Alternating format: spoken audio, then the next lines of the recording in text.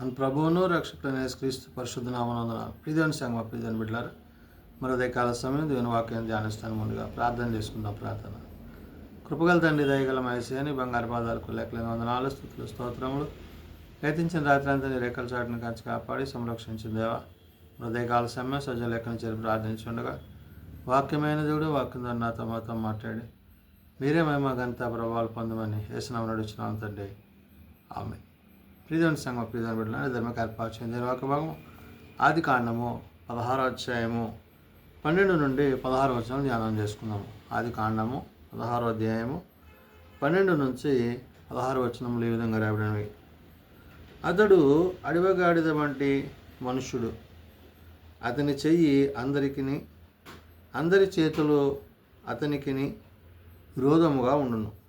అతడు తన సహోదరులందరి ఎదుట నివసించునని దానితో చెప్పగా, అది చూచుచున్న దేవుడు నీవే అను పేరు తనతో మాట్లాడిన యెహోవాకు పెట్టెను. ఎలయనగా నన్ను చూచిన వాని నేనిక్కడ చూచి తిని గదా అని అనుకునేను. ప్రియదేవుని సంగమా, ప్రియదేవుని బిడ్డలారా, మరి శారాయి తన యొక్క పనికత్తె అయిన హాగర్ను మరి తన భర్తను చేర్చుకున్నప్పుడు అబ్రాహాముకు మరి సంతానం కలిగించాలన్న ఉద్దేశాన్ని శారాయి కలిగి తన దాసి అయిన హాగర్ను తన కౌగిట పంచినప్పుడు కలిగిన ఈ యొక్క గర్భఫలం అంటే మానవ తప్పిదాలు, మానవ ఆలోచనలు, దేవుని ఉద్దేశాలకు దేవుని ఆలోచనలకు చాలా వ్యత్యాసం ఉంది. ఇక్కడ వారికి సంతానము లేమి వల్ల శారాయి హాగర్ను అబ్రాహాముకి ఇవ్వడం జరిగింది. అంటే ఎవరైతే వారు తమ స్వనీతిని ఆధారం చేసుకుంటారో ఆ స్వనీతిని బట్టి వారు దేవుని యొక్క నీతిని కోల్పోతారు. కాబట్టి ఇక్కడ దాసీగా ఉన్న హాగర్ని తన భర్త అయిన అబ్రాముకి మరి వారిని ఏకపరచడం ద్వారా ఆమె గర్భవతం కావడం, ఆ తర్వాత దాని విషయమై ఏమాత్రమో సహించని శారాయి మరి తనను మరి మందలించడం, పంపించడం జరిగింది. అందుకని ఇక్కడ 16వ అధ్యాయం ఆదికాండం 11వ వచనం ఉంటుంది, మరియు యెహోవా దూత, ఇదిగో యెహోవా నీ మొరను వినెను, నీవు గర్భవతి అయితే ఉన్నావు గనుక నీవు కుమారుని కని అతనికి ఇష్మాయేలు అని పేరు పెట్టుదు అంటారు. అంటే నీ పుట్టబోయే బిడ్డ పేరు ఇష్మాయేలు అనే పేరు నామకరణ కూడా దూత మరి తన తల్లి అయిన హాగరుకు చెప్పడం జరిగింది. అంటే ఇక్కడ దేవుని యొక్క మాటలు కాక వారు శారీరకంగా కుటుంబాన్ని కలిగి ఉన్నారు, బిడ్డలు కలిగి ఉన్నారే తప్ప అది దేవుని యొక్క ఆశీర్వాదం కాని పరిస్థితి. కాబట్టి ఇక్కడ 12వ వచనంలో అతడు అడవి గాడిద వంటి మనుష్యుడు అంటున్నాడు. ఎవరు? ఈ హాగరు యొక్క కుమారుడైన ఇష్మాయేలు ఎలాంటి వాడంట? అడవి గాడిద వంటి మనుష్యుడు. అంటే అతని యొక్క మనస్సు ప్రేమ లేనిదిగాను, కఠినమైనదిగాను, ఘోరమైనదిగా ఉన్నదనే విషయాన్ని చెప్తున్నాడు. అతని చెయ్యి అందరి చేతులు అతనికి విరోధముగా ఉండును అంటున్నాడు. అంటే ఆశీర్వాదాలకు దీవెనకు కాదా అతడు విరోధిగా, ఇతరుల ఎడల ప్రేమ లేనివాడిగా, శత్రువుగా ఉండేవాడే ఉంటున్నాడు అంటున్నాడు. అతడు తన సహోదరులందరి ఎదుట నివసించునని దానితో చెప్పాను. అంటే తల్లి అయిన హాగర్తో దేవదూత చెప్తుంది ఏమని? అతని మనస్సు ఎలాంటిదో, అతని తత్వం ఎలాంటిదో, అతని ఆలోచన ఎలాంటిదో, అతని బుద్ధులు ఎలాంటివో చెప్తూ, అది చూచుచున్న దేవుడవు నీవే అను పేరు తనతో మాట్లాడిన యెహోవాకు మరి పెట్టెను. ఎలయనగా నన్ను చూచిన వాని నేనిక్కడ చూచి తిని కదా అని అనుకున్నాను. అంటే తన కష్ట సమయంలో మరణ వేదనలో ఉన్నప్పుడు దేవుడు తన పట్ల కరుణ చూపి జాలి చూపి తన బిడ్డను కాపాడిన విషయాన్ని బట్టి మరి తల్లి అయిన హాగరు ఈ విధంగా తను దేవుని గురించి అనుకుంటుంది. అంటే యెహోవాకు ఏది ఇష్టమో, అంటే యెహోవా యొక్క ఉద్దేశములో వారు ఏమై ఉన్నారో అనే విషయాన్ని గుర్తు చేసుకుంది. కాబట్టి నీవే అను పేరు తనతో మాట్లాడి యెహోవాకు పెట్టెను, ఎలా అనగా నన్ను చూచిన అంటే దేవుడే నన్ను చూచాడు కాబట్టి. మరి ఇక్కడ ఇష్మాయేలను పేరుకు అర్థము దేవుడు వినును అంట.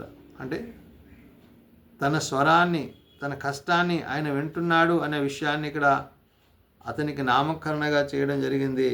అందుచేత ఆ నీటి బొగ్గకు బెయేర్ లహాయిరోని అను పేరు పెట్టబడెను. అది కాదేశుకును బెరేదుకును మధ్యనున్నది అన్నాడు. అంటే ఏ నీటి బొగ్గ అయితే దేవుడు వారికి ఇచ్చాడో ఆ నీటి బొగ్గను, దాని యొక్క నామాన్ని ఇక్కడ గుర్తు చేస్తుంది. ఏంటంటే అందుచేత ఆ నీటి బొగ్గకు బెయేర్ లహోయిరోయి అను పేరు పెట్టబడను అంటున్నాడు. ఆ మాటకి నన్ను చూచుచున్న సజీవుని బావి అంటున్నాడు. అంటే మరణములో నుండి జీవములోనికి నడిపించిన దేవుడు వారికి ఆ జీవజలాలను, అంటే వారు మరణించకుండా ఆ జలాన్ని ఇచ్చి మరి హాగర్ను బట్టి తన బిడ్డను బట్టి దేవుడు అక్కడ ఆ విషయాన్ని గుర్తు చెప్తున్నాడు. అదే విషయాన్ని పరిశుద్ధాత్మ అన్నాడు. అందుచేత ఆ నీటి బొగ్గకు బెయేర్ లహోయిరోయి అను పేరు పెట్టబడిను. అది కాదేశు బేరేదుకును మధ్య ఉన్నది. ఈ కాదేశు బేరేదు అనే ప్రాంతాల మధ్య ఆ యొక్క నీటి బుగ్గలు ఉన్నవనే విషయాన్ని పరిశుద్ధాత్మ దేవుడు గుర్తు చేస్తున్నాడు. ప్రియమైన బిడ్డలారా, తల్లి తన బిడ్డ విషయంలో బహు జాగ్రత్త కలిగి ఆశ కలిగి మరి అబ్రాహాము చేత గర్భవతి అయిన ఆమె ఆ బిడ్డను బట్టి అక్కడ దేవుని అయిన యెహోవాను ఆ విధంగా సంబోధించడం చూసాం. తరువాత హాగరు అబ్రాహామునకు కుమారుని కనెను. అబ్రాహాము హాగరు కనిన తన కుమారునికి ఇష్మాయేలను పేరు పెట్టాడు. ఏదైతే దేవుడు వారికి తెలియజేశాడో ఆ తెలియజేసిన మాటనే ఇష్మాయేల్ అనే పేరుని అతనికి నామకరణ జరిగించబడింది. అంటే అతడు ఆమె గర్భవతి అయింది, కుమారునికి అన్నది, ఆ బిడ్డకు పేరుగా ఇష్మాయేల్ అని పేరు పెట్టింది. అతడు ఎలాంటి తత్వం గలవాడో, అతడు అడవిగాడి వంటి మనుష్యుడు, అతని చెయ్యి అందరి చేతులు అతనికి విరోధంగా ఉంటాయనే విషయాన్ని వాక్యం ద్వారా దేవుడు సెలవిస్తున్నాడు.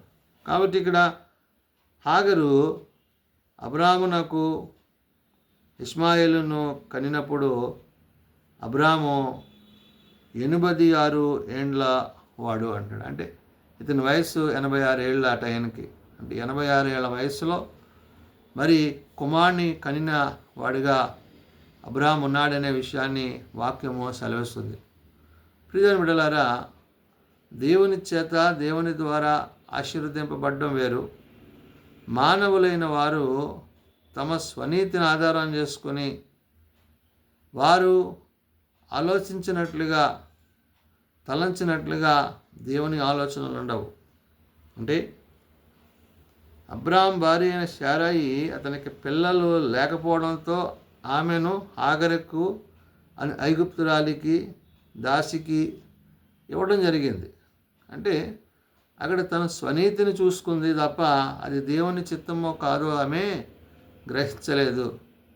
మరి హాగరు సైతము మరి తాను అంత గొప్ప వ్యక్తిని, అబ్రాహాం అంటే విశ్వాసులకు తండ్రి అయిన వంటి వాడిని, అటువంటి వ్యక్తికి తాను మరి చేర్చుకోవడం జరగడం, ఆ తర్వాత కుమారుడు పుట్టడం, మరి ఇవన్నీ కూడా దేవుని యొక్క ఉద్దేశాలలో, దేవుని యొక్క ఆలోచనలో అవి ఆత్మ సంబంధమైనవి కానివిగా ఉండిపోయినాయి.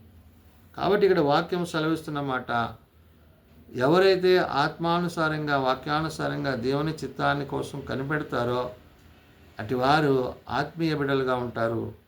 దేవుని చిత్తంపు రాకుండా తమ స్వనీతిని ఆధారం చేసుకుని శారీరకంగా బిడ్డలు కలిగినప్పటికీ అవి ఆశీర్వాదాలు కాకపోను. కాబట్టి ఇక్కడ ఆఖరి విషయంలో తన కుమారుడు ఇస్మాయిల్ విషయంలో అదే పరిస్థితులు ఏర్పడినాయి. కాబట్టి మనము అటు రీతిగా ఉండకూడదని అంటే వాక్యం సెలవిస్తుంది ఏంటంటే, కుటుంబ వ్యవస్థను కలిగి కుటుంబ వ్యవస్థలో తల్లిదండ్రులుగా బిడ్డలుగా మరి దేవుని యొక్క నివాసములో మనము నివసించవలసిందనే విషయాన్ని పరిశుద్ధాత్మ దేవుడు తెలియజేసిన మాటలు. ప్రార్థన చేసుకుందాం. మమ్మల్ని మిక్కిలిగా ప్రేమించిన మా తండ్రి, కృపగలిగిన దేవా, అవును నాయన, నీ యందు మేమును మా యందు నీ మాటలు నిలిచినట్లు మేమేది చేయటం నీకు ఇష్టమో ఆ ప్రకారం చేయుటకు నీ సహాయము మాకు దయచేయండి. ప్రత్యేకించి నాయనా మరి ఏదైనా వర్తమానంలో నాయనా మరి శారాయి తాను చేసిన ఆ యొక్క తప్పిదానికి దేవాని చిత్తాన్ని గాక నీ ఉద్దేశాన్ని గాక తన భర్త అయిన అబ్రాహాంకి మరి సాటి అయిన సహాయిగా మరి హాగర్ని ఇవ్వడము, వారు మరి కుమారుని కలవడం, అతనికి ఇష్మాయేల్ అని పేరు పెట్టడము, ఇవన్నీ నీ వాక్యమందు మేము కనబడుతున్నవి. కాబట్టి నాయన నీ చేత నీ ద్వారా నీ నోట పలుకబడి ఆశీర్వదింపబడే బిడ్డలుగా నీ బిడ్డలుగా మేము ఉండటకు సహాయం దయచేయండి. దేహ సంబంధమైన శరీర సంబంధమైన వాటి యందు మనస్కరించక నీ వాక్యమందు నిలిచి విశ్వాసమందు కట్టబడుతూ నీ రాకడకు తగిన బిడ్డలుగా మేము ఉండటకు నీ సహాయం దయచేయమని, బలహీనలను బలపరచమని, రోగులను స్వస్థపరచమని, హాస్పిటల్స్ వద్ద ఇంట్లో వద్ద నోరుముట్టి లేవనెత్తమని, చిన్నబిడ్డలు, యవనులు, పెద్దలు, వృద్ధులు ప్రతివాని వాని తరగతులు చొప్పున ఆశీర్వదించి దీవించి దీని పరిచయలు తోడేయండమని యేసున్నతనాన్ని ప్రార్థించి వేడుకొనుచున్నాం తండ్రి. ఆమేన్. పరలోకమందున్న మా తండ్రి, నీ నామం పరిశుద్ధపరచబడుగాక, నీ రాజ్యం వచ్చుగాక, నీ చిత్తం పరలోకమందు నెరవేర్చినట్టు భూమి మీద నెరవేరుగాక. మాల దినాలను మాకు దయచేయం. మళ్ళీ అపరాధం చేసిన వారిని మేము క్షమించున్న ప్రకారం అపరాధాలను క్షమించము. శోధనలో ఏకాదశులను తప్పించము. రాజ్యము, శక్తి, మహిమ నిరంతరం నీవే అన్నావు తండ్రి. ఆమేన్. మన ప్రవర్తన నిందిన ప్రేమ, ప్రభువైన యేసుక్రీస్తు కృప, ఆదరణకర్త అయిన పరిశుద్ధాత్మ సహాయము సదా తోడేండి సంరక్షించునుగాక. ఆమేన్.